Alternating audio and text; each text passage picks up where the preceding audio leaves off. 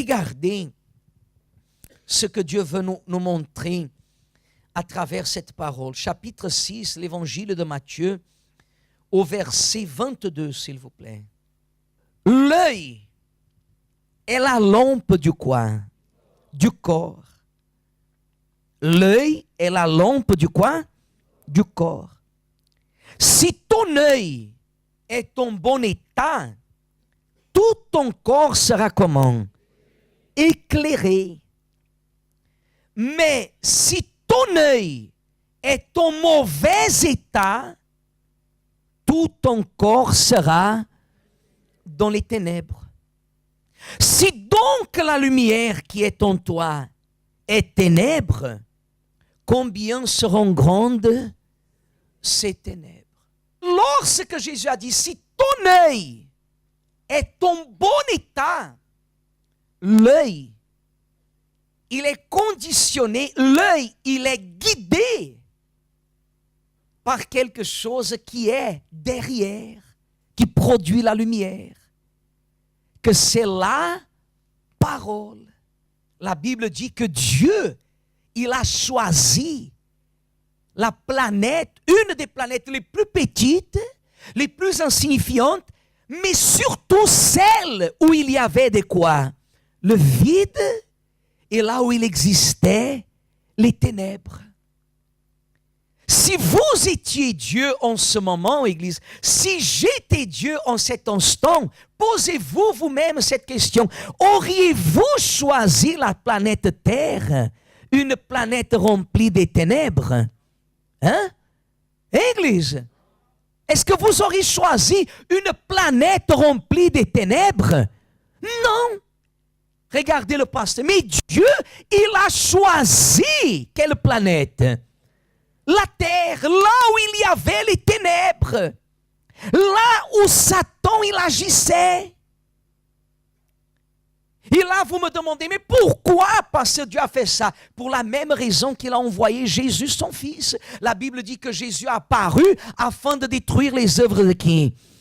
Alors Dieu, Église, regardez le pasteur, lorsqu'il voit une mauvaise chose, il ne la méprise pas. Il veut que cette mauvaise chose devienne une bonne chose. C'est ça qui fait la différence. C'est que lorsque la personne regarde un problème, regarde une situation avec des bons yeux, des yeux éclairés, elle ne dépend pas des circonstances.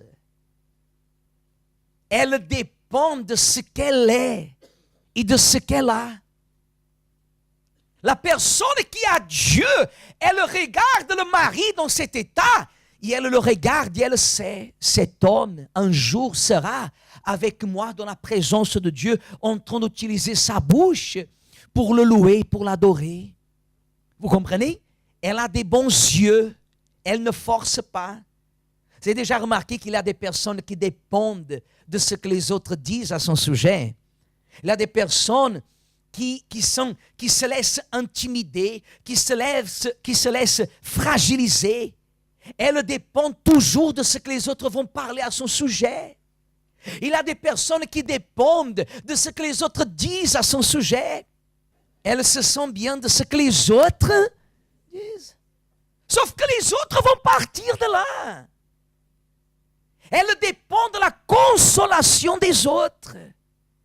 Elle dépend de la parole de qui? Des autres. Ainsi comme elle-même se laisse influencer par la parole. C'est là qu'entre la parole de Dieu. C'est là qu'entre la parole de Dieu. Il nous montre que les fruits que votre vie produit, qu'elle produit, les fruits de votre vie, le fruit de ceux qui connaissent la Bible, c'est le résultat, la conséquence de ce qu'il y a à l'intérieur. Si j'ai la lumière avec moi, les fruits qui vont se produire dans ma vie seront quel genre de fruits? Des bons fruits. Votre vie, Église, elle va produire les fruits par lesquels vos paroles seront justifiées. Ce n'est pas le pasteur qui a dit. Parce que la parole de Dieu, Jésus a dit, ciel et terre passeront, mais mes paroles ne passeront pas.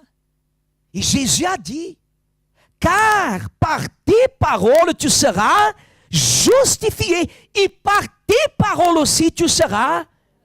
Il y a des personnes, Église, qu'elles-mêmes, elles sont en train de décrire, projeter le futur de sa vie à travers les paroles qui sortent de sa bouche, Église. Faites attention à ça. Dieu, il nous montre, il y a des personnes qui sont en train de vivre la malédiction dans ce monde à cause de leurs paroles. Faites attention, Église, avec ce qui sort de votre bouche. Parce que si par la bouche, nous transmettons la bénédiction, par la même bouche, nous pouvons aussi transmettre la quoi? La malédiction. Et je peux vous assurer que beaucoup plus vite sera l'effet de la malédiction que l'effet de la... Et vous me direz, pourquoi, pasteur? Parce que la bénédiction vient du céleste. Et la malédiction, elle est où? Dans le terrestre. Et vous vivez où? Et moi, je vis où, Église? Où est ma famille? Où est mon mariage? Hein, Église? Où est ma santé? Où est le bonheur de ma vie, Église? Faites attention à ça. Où est l'avenir de vos enfants? Où est l'avenir de vos enfants? Où est l'avenir de votre époux, de votre épouse, de votre famille? Elle est sur terre. Il y a des personnes qui profèrent que de leur bouche, elles transmettent des paroles maudites. Mais les chrétiens, vous savez de quoi ils ont l'habitude? Ils ont l'habitude de penser que Dieu, il est le magasin de l'amour.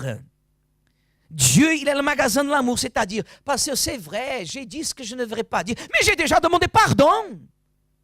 C'est-à-dire, je peux dire ce que je veux à partir du moment que je crois, que je demande pardon. Oui, tout à fait. Sauf que vous ne devez pas oublier ce que vous avez déjà appris à l'église. Que Dieu pardonne, mais Dieu ne fait pas quoi? Dieu n'innocente personne. Les paroles qui sortent de votre bouche, elles vont produire du quoi? De l'effet. Il y a des personnes qui sont malades. Il y a des personnes qui sont malades dans le corps, dans l'âme et dans l'esprit. Il y a des personnes qui ont une maladie conjugale, sentimentale. Il y a des personnes qui ont des fois des maladies familiales.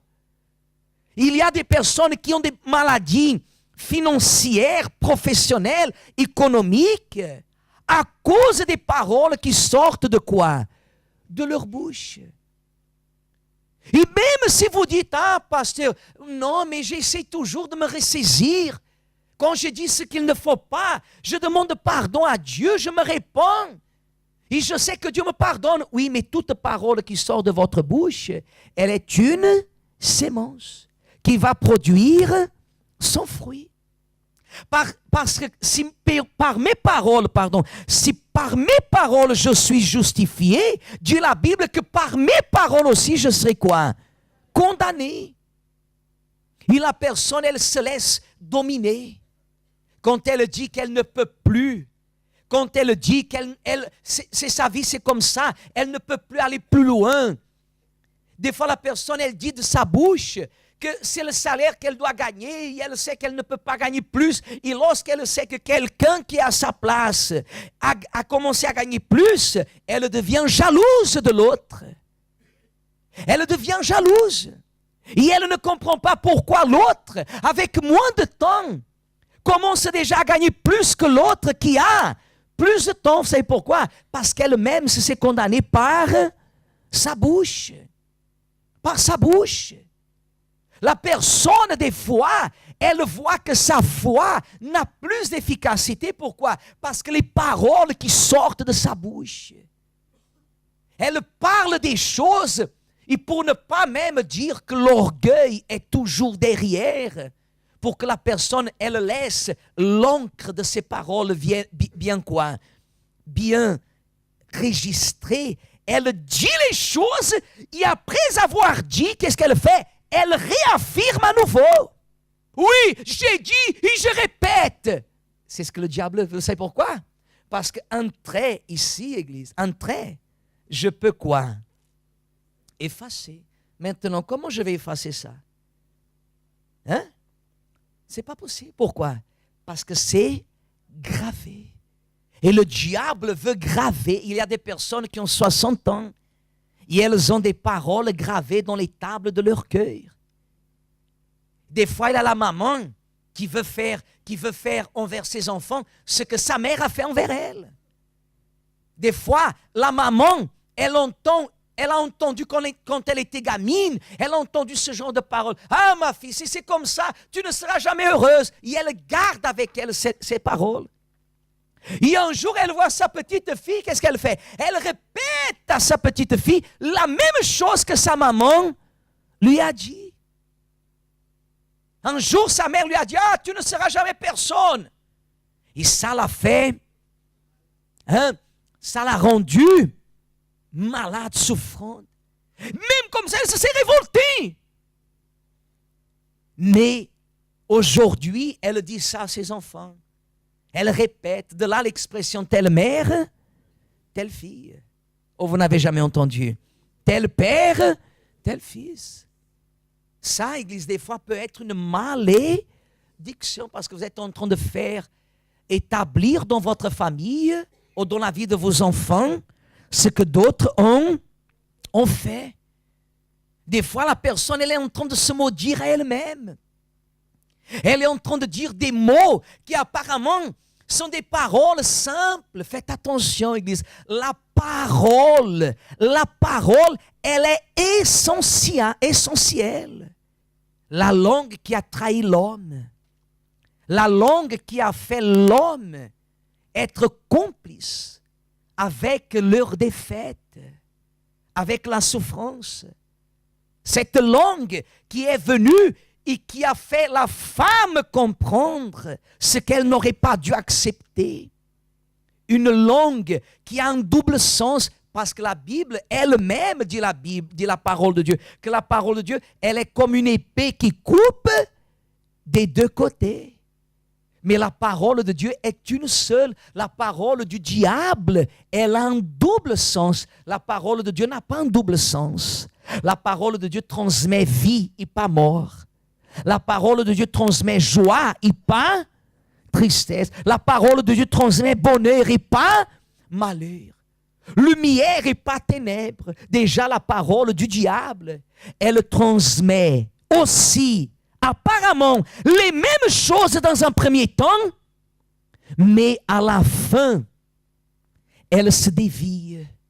Analysez-vous, rappelez-vous des magiciens de l'Égypte. Ils ont fait ou ils n'ont pas fait les mêmes œuvres que Moïse a fait. Mais elles n'ont pas résisté. Une seule parole a résisté. Quelle parole?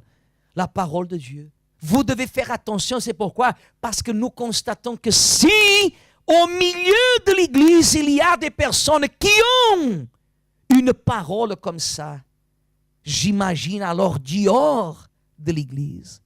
Si à l'Église, la personne, elle a une parole comme ça, la personne qui profère des gros mots, vous savez, des grossièretés, les personnes qui ont une expression mauvaise.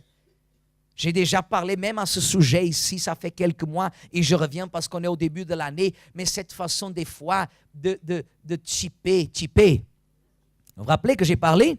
Des fois, ça peut être un moment que vous êtes en train de jouer avec quelqu'un, mais vous savez que des fois, ça a un double sens. Faites attention avec ce qui sort de votre bouche. Parce que dans un moment de colère, vous dites des choses à vos enfants. Ou vous, enfants, vous dites des choses à vos parents qui vont vous obliger, comme des enfants qui ont déjà dit à leurs parents, je pars et tu ne me verras plus jamais.